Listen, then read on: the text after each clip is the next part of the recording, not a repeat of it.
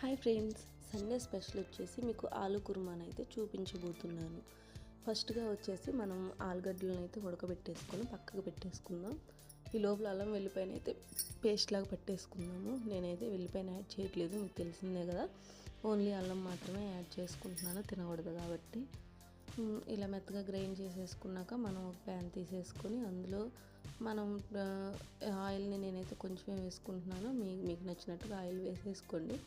తర్వాత చెక్క, స్పైసెస్ వేసుకోవాలి. చెక్క, లవంగాయ, యాలుక్కాయలు వేసుకోండి. కుదిరితే బిర్యానీ ఆకుంటే కూడా వేసుకోవచ్చు. నేనైతే యాడ్ చేయట్లేదు, ఇంకా స్పైసీ ఎక్కువ వద్దని.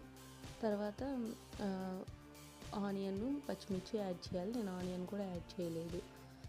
తర్వాత అవి కొంచెం ఒక 2 minutes అలా ఫ్రై అవనిచ్చాక అల్లం వెల్లిపాయని, క్యాప్సికమ్ కూడా వేసేసుకొని అల్లం వెల్లిపాయని అయితే కొంచెం పచ్చివాసన పోయిందాకైతే ఫ్రై చేసుకోండి. నేను ఇక్కడ మీకు ఒకటి చెప్పాలనుకుంటున్నాను. పద్దాక ఈ వంటలేనా అని మీరు బోర్ పట్టొచ్చు.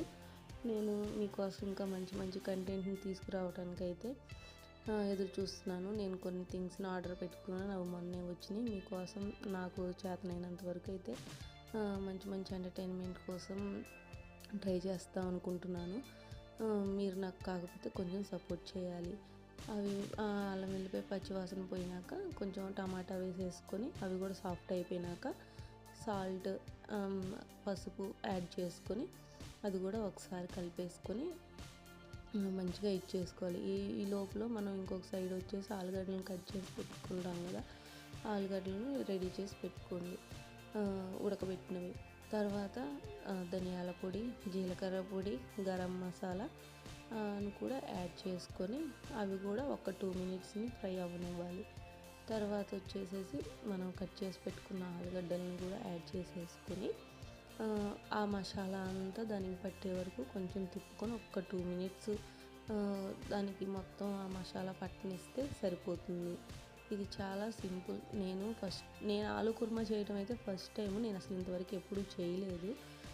ఇది కొత్తగా పెళ్ళైన వాళ్ళైనా హాస్టల్లో ఉన్న వాళ్ళు చాలా సింపుల్గా చేసుకోవచ్చు.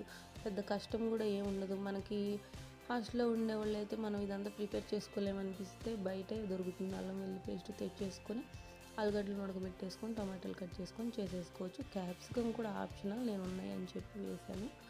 తర్వాత కారం వేసుకొని మీకు అంటే ఇవన్నీ అల్లం వెల్లుల్లి మళ్ళీ చెక్క లవంగం వేసాం కాబట్టి ఆ స్పైస్కి తగ్గట్టుగా కారం వేసుకొని పెసర పోసేసుకొని దాన్ని ఇంకొక సైడ్కి అయితే పెట్టేసుకున్నాను. నేను ఫాస్ట్గా చేసుకుంటున్నాను అనమాట. ఎందుకంటే మా వాళ్ళందరూ ఆకలి అంటున్నారని చెప్పేసి బిర్యానీ ప్రాసెస్ అంతా పర్టికులర్గా నేనేం చూపించలేదు, జస్ట్ ఏదో ర్యాండమ్గా చూపిస్తున్నాను అంతే. గీ వేసుకొని కొంచెం ఆయిల్ వేసేసుకొని బీన్స్, క్యాప్సికమ్ స్పైసెస్ వేసుకున్నాక బీన్స్, క్యాప్సికమ్, మిర్చి, ఆనియన్ వేసేవాళ్ళు ఆనియన్ కూడా యాడ్ చేసుకోండి. వేసుకొని మంచిగా కలుపుకోండి. ఇంకొక సైడ్ అయితే కర్రీ కూడా అయిపోతుంది. నేను ఫాస్ట్గా చేస్తున్నాను కాబట్టి అంత ఇదిగా చూసుకోవట్లేదన్నమాట. ఇటువైపున కర్రీ కూడా వచ్చేసింది. ఈ కర్రీ కోసం అట్లా సిమ్లో పెట్టుకొని ఈ పక్కన బిర్యానీ కూడా నేను ప్రిపేర్ చేసుకుంటున్నాను. మీరు గమనించినట్లయితే నేను ఇంతవరకు కరివేపాకునైతే యాడ్ చేయలేదు. నాకు ఈ టైంలో వేస్తే ఏంటంటే ఆ ఫ్లేవర్ కర్రీకి బాగా తెలుస్తుంది. స్టార్టింగ్ మా తాలింపులో కూడా వేసుకోవచ్చు మనం స్పైసెస్ వేసుకున్న టైంలో కూడా, కానీ నా దగ్గర కొంచెమే ఉండటం వల్ల నేను ఇప్పుడే యాడ్ చేసాను. లేదంటే అప్పుడు కూడా కొంచెం యాడ్ చేశాను, కానీ మస్ట్ అండ్ షుడ్ ఈ టైంలో అయితే యాడ్ చేయాలి. ఇటు పక్కన బిర్యానీకి కూడా మనం ఇవన్నీ ఫ్రై చేసుకుంటున్నాం. ఒక్క స్పూనే నేను అల్లం వెల్లిపాయ అనేది వేసాను, ఎందుకంటే కర్రీలో సరిపోను వేసేసాను అనమాట. నేను మళ్ళీ ఇది కూడా ఘాట్ అయిపోతే పిల్లలు తినలేరు, మళ్ళీ గ్యాస్ లాగా ఫామ్ అవుతుంది. ఎక్కువ మసాలాలు వేసిన అన్నీ దృష్టిలో పెట్టుకొని మనం బయట నుంచి తెచ్చుకున్నవి ఎలాగైనా సరే మనకు గ్యాస్ ఫామ్ అవటం అలా ఉంటాయి. కానీ మనం ఇంట్లో చేసుకునే వాటికి అలా ఉండదు. ఇందాక చెప్పడం మర్చిపోయాను, బియ్యం కడిగేసుకొని మనకి ఎంతైతే బియ్యం తీసుకున్నామో రైస్ అవి కడిగేసుకొని అందులో ఒక్క లెమన్ కనుక మనం పిండుకుంటే మీరు ఎంత బిర్యానీ తిన్నా మీకు పొట్ల గ్యాస్ లాగా ఫామ్ అవటం కానీ తేపులు రావటం కానీ అసలు అలా ఏమీ ఉండదు. చక్కగా చాలా బాగుంటుంది. ఈవినింగ్ కల్లా కూడా చక్కగా అరిగిపోతుంది అనమాట. ఒక 10 జీడిపప్పులను అయితే తీసుకొని కొంచెం మిక్సీ పట్టేసుకొని వేసుకుంటే కర్రీకి చాలా బాగుంటుంది. ఇంకా ఫైనల్గా కొత్తిమీర వేసుకొని కర్రీని దించేసుకోవటమే.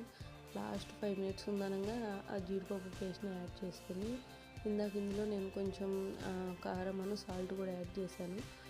ఎసరు పోసేసుకున్నాక మీకు నేను కొంచెం ముక్కలకి సరిపోనే సాల్ట్ యాడ్ చేశాను కాబట్టి మీరు ఆ ఎసరు పోసుకున్నప్పుడు చూసుకొని ఆ సాల్ట్ని అడ్జస్ట్ చేసుకోండి.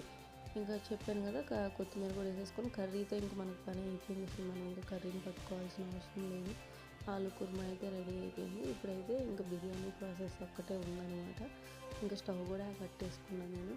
ఇప్పుడు మనకి నీళ్ళు ఎసరు వచ్చేసింది కాబట్టి నానబెట్టుకున్న బియ్యాన్ని అందులో వాటర్ని కూడా ఇందులో యాడ్ చేసుకోవాలి. లేదంటే మనం బియ్యంలో కొంచెం ఆ వాటర్ని వంపేసుకుంటే మనకు విటమిన్స్ అన్నీ పోతాయి అన్నమాట. అవి యాడ్ చేసుకున్నాక మిగతా వాటర్ని మనం యాడ్ చేసుకోవాలి. నేను ఫస్ట్ ఆ వాటర్ని యాడ్ చేస్తాను అన్నమాట. నేను గ్లాస్కి 2 గ్లాసులు అందరికీ తెలిసిన నార్మల్ రైస్ యాడ్ చేసుకున్నాను నేను. ఇప్పుడు ఇంత మనకి ఉడుకు వచ్చేసి మంచిగా ఉడికిందాక హై ఫ్లేమ్లో పెట్టుకొని తర్వాత మంటని అడ్జస్ట్ చేసుకుంటా బిర్యానీని కూడా మనం కుక్ చేసేసుకుంటే సరిపోతుంది. మీకు సాల్ట్ ఏదైనా సరే సరిపోకపోతే రైస్ వేసాక కూడా ఒకసారి చెక్ చేసుకొని, కర్రీలో కూడా ఉంటుంది, రెండింటిని బ్యాలెన్స్ చేసుకుంటా చెక్ చేసుకొని ఇప్పుడే యాడ్ చేసుకున్న తర్వాత మనం ఇంకా యాడ్ చేయలేమన్నమాట. ఫైనల్గా రైస్ అయితే ఇంకొంచెం తేమలాగా ఉంది కాబట్టి ఇంకొక 2 మినిట్స్ మనం కుక్ చేసేసుకుంటే ఫైన్గా మిక్స్ అయిపోతుంది. కొత్తిమీర ఇక్కడ మళ్ళీ మీకు స్పైస్ సరిపోదు అనుకుంటే గరం మసాలాను కూడా యాడ్ చేసుకోవచ్చు. ఫైనల్గా అయితే మా బిర్యానీ అయితే రెడీ అయిపోయింది. చక్కగా పొడి పొళ్ళాడుతా లెమన్ పిండుకున్నాం కాబట్టి చక్కగా పొడి పొళ్ళాడుతూ వచ్చింది. కరెక్ట్ కొలతలండి. నార్మల్ రైస్కి అయితే మనం గ్లాస్కి 2 గ్లాసులు, బాస్మతి రైస్ అయితే 1.5 గ్లాస్, తెలిసిందే కదా. ఫైనల్గా అవుట్ అయితే ఇది. Please do like, share and subscribe. Bye.